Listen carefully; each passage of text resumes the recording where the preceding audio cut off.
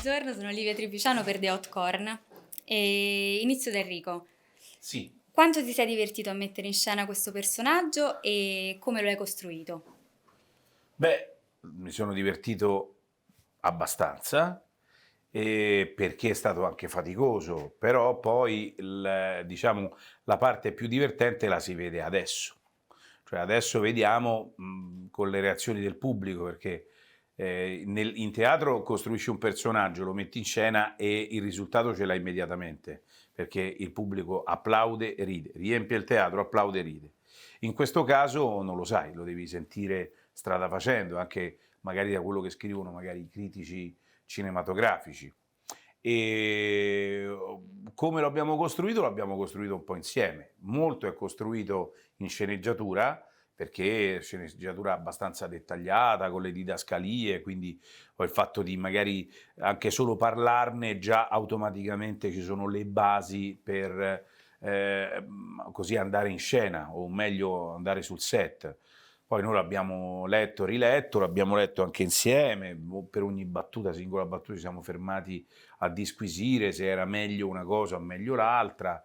E quindi l'unico minimo comune denominatore in tutte e due era che ogni scena, ogni parola che veniva detta e soprattutto il modo con cui doveva essere detta questa battuta, questa parola, non doveva essere banale.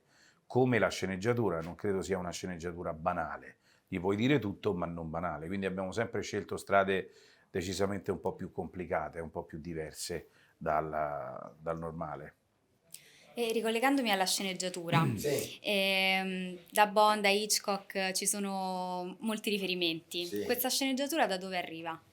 Questa sceneggiatura arriva, l'idea, lo dicevo anche in conferenza stampa, nasce un po' osservando la vita degli altri, in questo caso i miei vicini di casa, una coppia di signori anziani molto simpatici, che poi ho anche conosciuto e adesso ci salutiamo con affetto. E da lì io ho questo appartamento molto luminoso, queste finestre molto grandi che danno davanti, danno alle finestre di questi signori che passavano il pomeriggio a giocare al solitario al computer e mi facevano molta tenerezza perché marito e moglie inseparabili e quindi da lì è nata la storia. Mi sono immaginato e se entrasse in quella casa qualcuno e poi chiudessero le tende e si riaprissero le tende, c'è soltanto una persona, non due.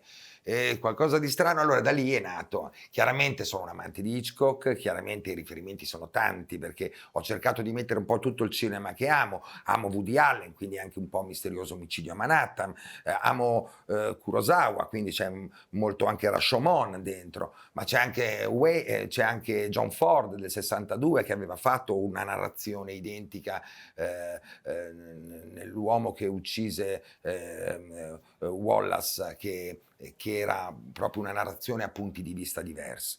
Quindi diciamo, ho messo, come faccio quasi sempre, dentro la sceneggiatura i riferimenti miei di ispirazione cinematografica. Allora, in parte ho già risposto alla terza domanda, che è quali sono i vostri film gialli o thriller preferiti, se ce ne sono, insomma. Beh, io adesso amo molto i gialli polizieschi, quelli dove c'è un po' di action, però un'azione credibile, non quelle incredibili.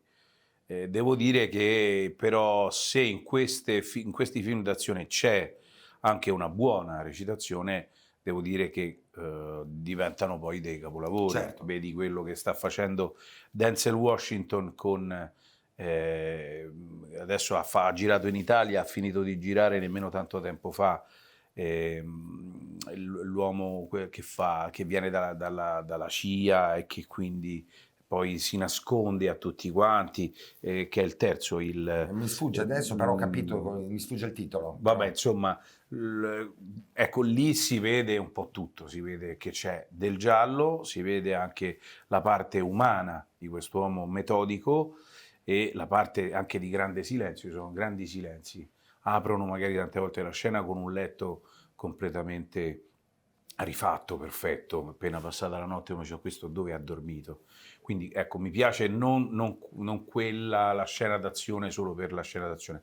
Devo dire che generi di questo tipo in America ce ne sono, però che sia un giallo rosa insomma se ne vedono sempre un po' meno. In Italia sicuramente pochissimi, pochi. Sì.